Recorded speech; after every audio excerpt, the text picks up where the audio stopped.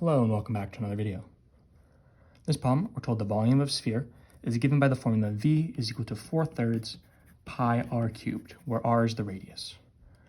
And we are asked, which of the following gives you the radius of the sphere in terms of the volume of the sphere?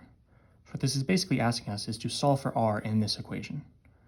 So the first thing we can do is we can multiply this by some number that will get rid of this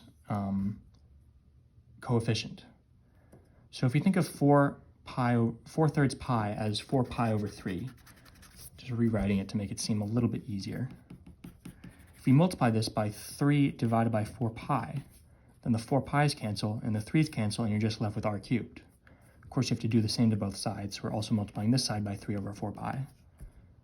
And that leaves us with r cubed is equal to 3v divided by 4 pi. We're looking for just the radius, not the radius cubed. So you take the cube root of this side and the cube root of that side. The cube root of the radius cubed is just the radius, so r, and this is equal to the cube root of 3v over 4 pi. So this is the radius in terms of v, the volume. Which of our answers does this correlate with? D, the cube root of 3v over 4 pi. D is going to be your final answer. As always, thank you for liking and subscribing, and we'll see you in the next video.